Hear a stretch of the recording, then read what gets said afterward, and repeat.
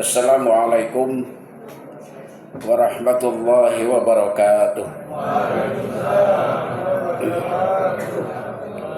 Bismillahirrahmanirrahim.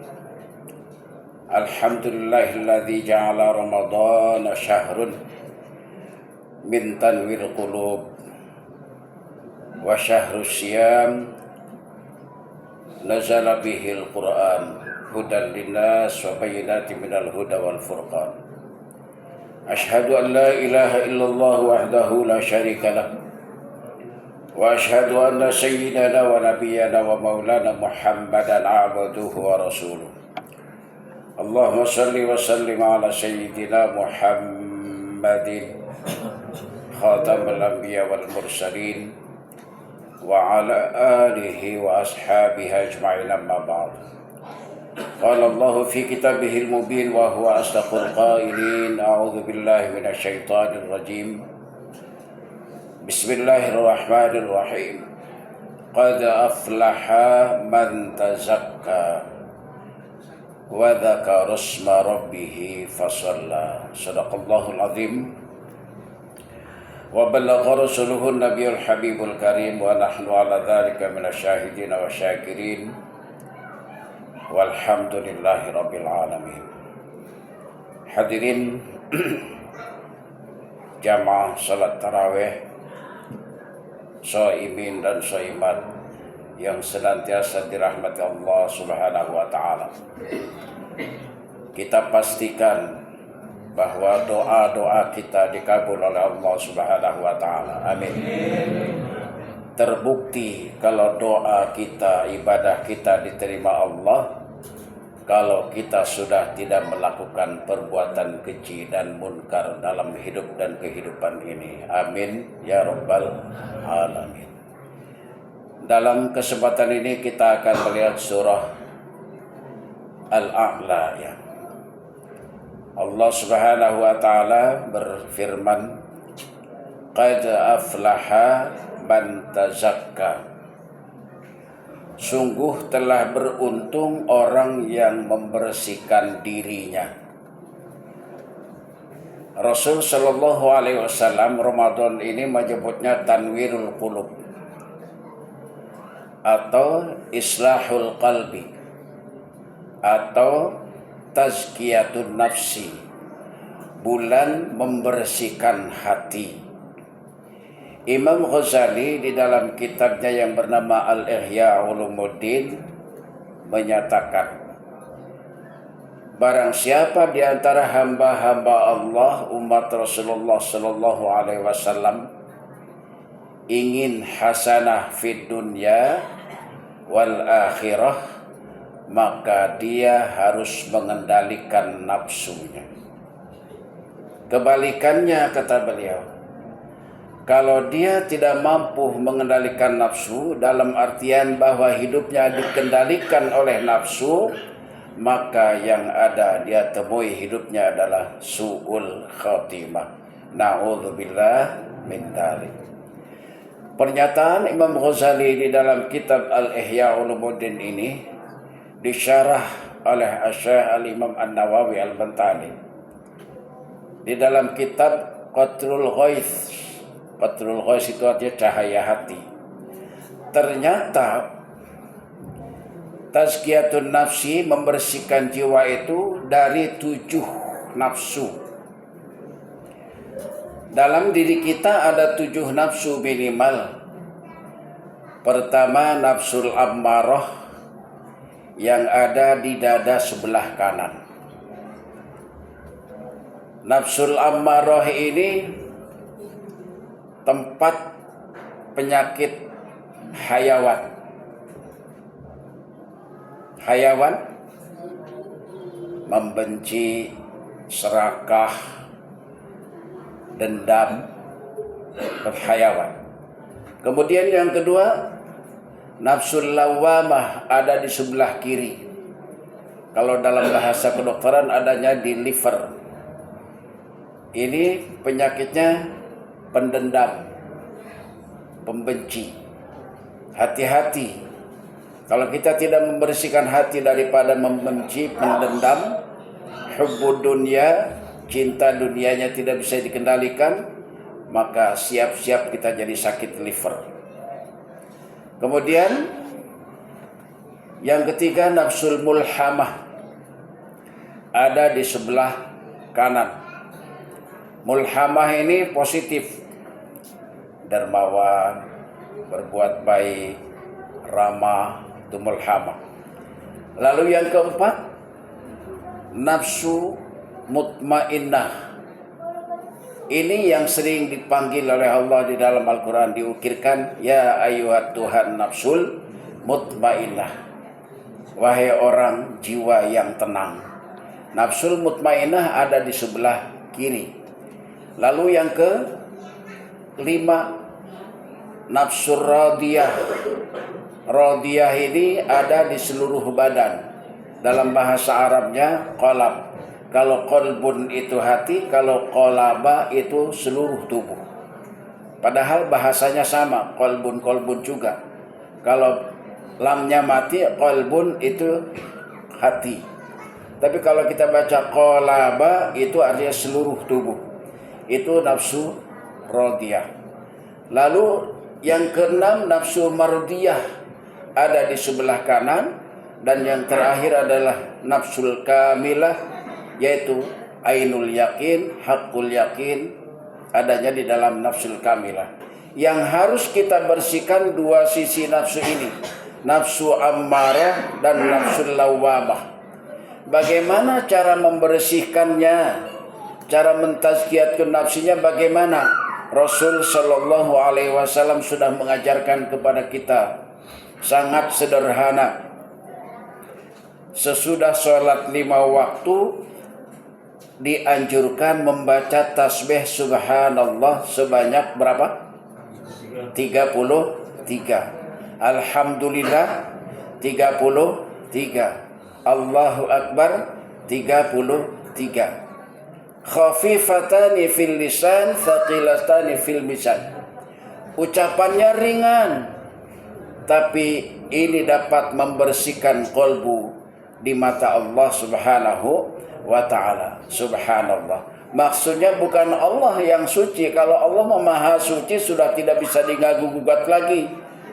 Maksud Rasul supaya kita selaku umat Rasulullah, hamba Allah itu mampu mentazkiyatun nafsinya, mampu mensucikan hati kita dari nafsul al-ammarah dan nafsul lawwamah tadi.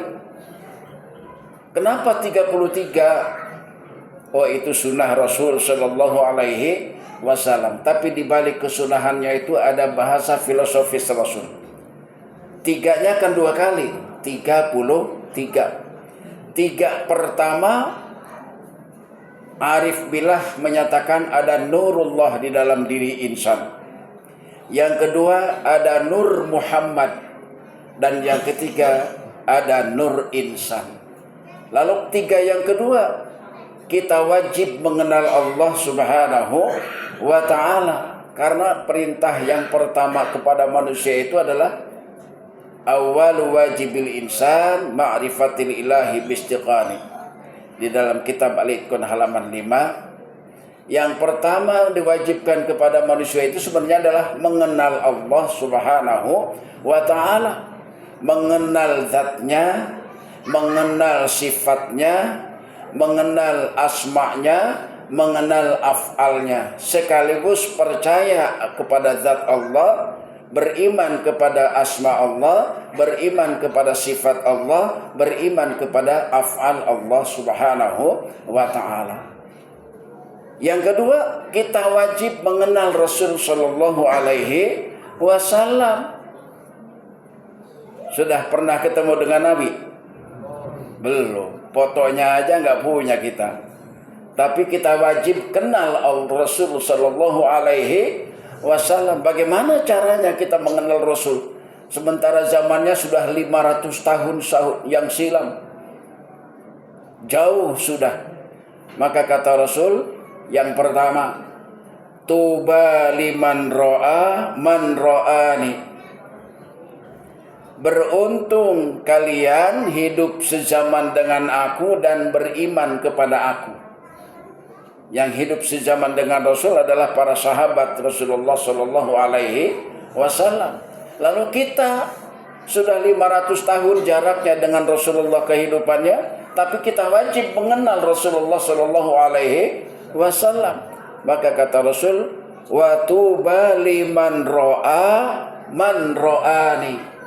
Beruntung juga kalian orang yang melihat orang yang sudah pernah melihat aku. Sahabat sejaman dengan Rasul. Sahabat menjelaskan eksistensi Rasulullah kepada para habaib, kepada para ulama, kepada para tabi'in. Para ulama, para tabi'in menjelaskan lagi kepada kita tentang eksistensi Rasulullah Sallallahu Alaihi Wasallam. Jadi kita cara mengenal Rasul itu melalui guru, melalui ulama yang mengenalkan kepada kita tentang Rasulullah Sallallahu Alaihi Wasallam. Lalu 3 yang terakhir apa? Kita wajib mengenal diri kita. Arif billah berkalam, man arafa nafsahu faqad arafa rabbahu. Barang siapa yang mengenal dirinya, pasti dia mengenal Tuhannya. Jadi cara membersihkan diri Rasul sudah memberitahukan kepada kita jauh sebelum kita ada. Maka bacalah subhanallah 33. Itu untuk membersihkan kalbu kita dari nafsul ammarah dan nafsul lawamah, ini yang 2 nafsu itu. Lalu taubatnya nafsu apa? Bagaimana taubatnya nafsu ini? Taubatnya nafsu, kalau hafal ibu dan bapak, baca Asmaul Husna. Ya Rahman, oh ya Rahim, ya Maliku, ya Qudus, ya Salamu, ya Mu'min, ya Muhaimin, ya Aziz. Tidak hafal, baca saja. Minimal kita menyebut asma Allah. Bertobatnya hati, Allah, Allah, Allah. Atau dengan nida, ya Allah, ya Allah, ya Allah, ya Allah. Supaya dikala kita berpisah tubuh dengan ruh ini, yang diingat Allah Subhanahu wa Ta'ala. Itu namanya tazkiyatun nafsi. Kan kita ditegur Allah di dalam surah Al-Waqiah ayat 83-84. Falaula idza balaghatil hulqum. Bagaimana kalau nyawa sudah di tenggorokan? Wa antum hina idzin tanzurun, kata Allah, mestinya pada saat nyawa kamu berada di tenggorokan, kamu melihat aku. Kata Imam Ghazali, melihatnya dengan ainul basar, dengan mata hati. Bagi orang awam, wa antum hina idzin tanzurun itu minimal dikala kita sakaratul maut yang diingat Allah Subhanahu wa Ta'ala. Itu maksudnya. Makanya kita berzikir subhanallah, Allah, Allah, supaya pada saat sakaratul maut yang diingat hanya Allah Subhanahu wa Ta'ala. Kalau saat sakaratul maut yang diingatnya bukan Allah, maka roji'unnya bukan kepada Allah. Makna inna lillahi wa inna ilaihi raji'un itu, di saat sakaratul maut yang diingat kita apa? Kalau yang kita ingat cuman rumah, cuman kebun, maka roji'unnya ke situ, ke rumah, ke kebun. Nurullahnya pulang, Nur Muhammadnya balik, Nur insannya tidak pulang. Hati-hati. Makanya dilatihlah kalbu kita dengan sering menyebut Allah, Allah, Allah. Mengapa di dalam sholat Allah, Sami Allah, ketika sujud Subhana Rabbiyal A'la, ketika ruku Subhana Rabbiyal Azimi, supaya kalbu kita dibersihkan. Yang ada saat kita sakaratul maut hanya Allah Subhanahu wa Ta'ala. Jadi cara tazkiyatun nafsi itu sangat sederhana. Rasul mengajarkan, bacalah tasbih subhanallah, subhanallah 33. Lalu alhamdulillah itu berzikirnya seluruh tubuh. Zikirnya seluruh tubuh, jasmani dan rohani, itu alhamdulillah. Taubatnya tubuh, Kalimatut tauhid, la ilaha illallah. Ada seorang hamba Allah mau masuk surga, muter saja di teras. Malaikat bertanya kepada dia, wahai fulan, kamu mau kemana? Wahai malaikat, saya mau masuk surga tapi tidak ketemu pintunya. Apa yang kamu lakukan ketika hidup di dunia? Yang saya ingat, saya paling malas membaca kalimat tauhid, la ilaha illallah. Jadi kalau kita malas membaca kalimat tauhid, la ilaha illallah, nggak ketemu pintu surga. Karena Rasul, para ulama mendeskrip, miftahul jannah, la ilaha illallah. Kuncinya surga kalimat tauhid. Kenapa kuncinya surga kalimat tauhid? Karena di dalam lafaz kalimat tauhid itu terdapat sifat 20 Allah Subhanahu wa taala. Dalam kata la ada sifat nafsiyah wujud. Dalam kata ilaha sifat salbiyah yang 5, qidam, baqa, mukhalafatul habdisi, qiyamu biladsi, wahdaniyat. Dalam kata illa sifat ma'ani. Sifat ma'ani itu sifat yang nyata di dalam diri manusia. Qudrah, iradah, ilmu, hayat, sama, bason, kalam. Lalu sifat yang dalam kata Allah ada sifat ma'nawiyah. Sifat nyawanya, ruhnya. Qadirun, muridun, alimun, hayun, sami'un, basirun, mutakalimun. Makanya kuncinya surga adalah kalimat tauhid, dan itu buruknya umat Rasulullah sallallahu alaihi wasallam. La ilaha illallah itu ternyata taubatnya tubuh kita. Lalu taubatnya hati, membersihkannya hati dari apa? Dari ucapan Allahu Akbar, Allahu Akbar. Itu zikirnya hati, zikirnya ruh. Zikirnya ruh itu Allahu Akbar. Ruh itu nyawa, zikirnya Allahu Akbar, Allahu Akbar, Allahu Akbar. Taubatnya ruh, tidak ada suara. Arif billah menyatakannya sirrul asrar, sangat rahasia. Nafas keluar hu, nafas ke dalam hu, atau keluar hu ke dalam Allah. Hu Allah, hu Allah. Nafas saja. Itu cara membersihkan ruh di dalam tubuh kita.